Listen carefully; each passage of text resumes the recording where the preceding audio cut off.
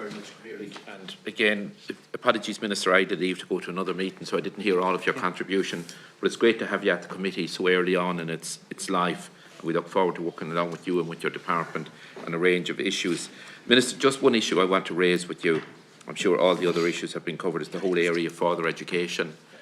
I spoke to you previously, and we had an exchange of oral questions as well in regard to the very welcome emphasis on further education since 2020, particularly with since the establishment of your department, and substantial capital funding being provided towards the provision of the further education colleges. And as you know, I have a particular institute in Cavan, interest in Cavan Institute myself, and I was very glad that you confirmed that that particular project is progressing through to the next stage to tender. So hopefully that won't be delayed. Minister, an area that I've often spoken about in this House and elsewhere is the opportunities there are for further and more intense collaboration on an all-Ireland basis in regard to the further education sector. I would be familiar over the years with the College of Further Education in Enniskillen. Indeed, many years ago, Northern Ireland would have had a much more advanced further education sector than we have today. I think our sector would be more advanced than theirs, and that's a great credit to the individual colleges and to the department and individual education and training boards as well. It's just that I believe that more collaboration, there are opportunities there, because you know every institute can't provide all the courses. We should have a sharing of courses in some instances, and some way as well of easing the admission process too for students from here going to college in Northern Ireland, or students from Northern Ireland going to the colleges here. But I have seen the success of the college, and I'm particularly familiar with Cavan, understandably, and also at Monaghan Institute, and they have been hugely beneficial for students who may not have had the desired number of points to go straight into third level. It's been a great pathway to higher education, and also a great area of giving people the necessary skills in particular disciplines as well, where people can go and complete their education there and go on to very, very successful careers.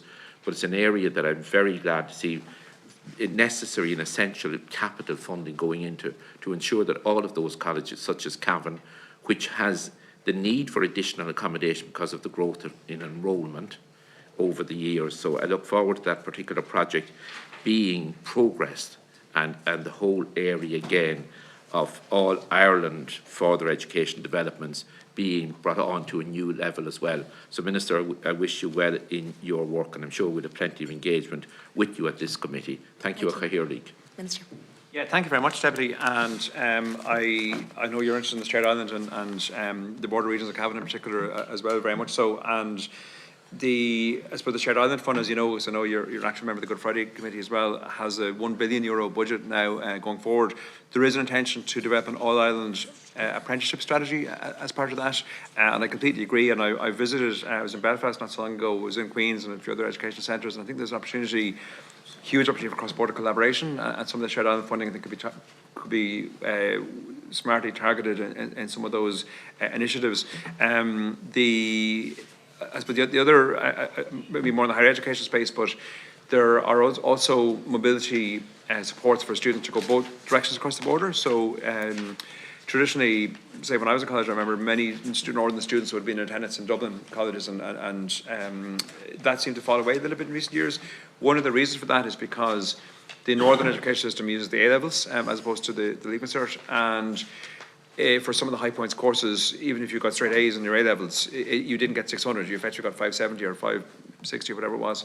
So there was an issue there in terms of, so the very competitive courses, the medicine, the veterinary, etc., you couldn't actually get in. And law and tradition, that was where there was a lot of mobility cross-border coming down. And that's been tackled because there's been an introduction of an additional optional subject for examination that you can actually use in conjunction with your A levels to get you to effectively what would be considered full points in the Leaving Cert. So that's actually been implemented from this year. I think that will allow that mobility start again. Going the other direction, there are a number of students from south of the border attending both Queen's and Ulster University. I met some of them recently, some of the Irish students partaking in the medicine and nursing courses, doing really well, paid for through the HEA, paid for through my department. but provided the education is being provided by the Northern institutions.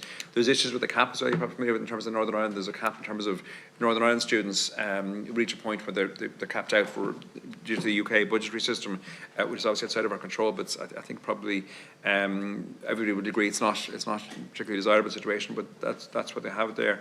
But I think there's huge opportunities, and I visited also with the Cahirdach and Dundalk recently, and obviously across the border there's a lot of cross-border mobility there in terms of students coming both ways, and again there's an opportunity I think for further expansion of that, including the further education piece that you talk about. And look, I think that's something that we will continue to work on. And what I'd say is, if in terms of the shared island proposals, they're continuing to evolve. If there's particular projects that you, Deputy, or others indeed have in mind, I'd be happy to hear them, and we'd see can we look to progress some of them.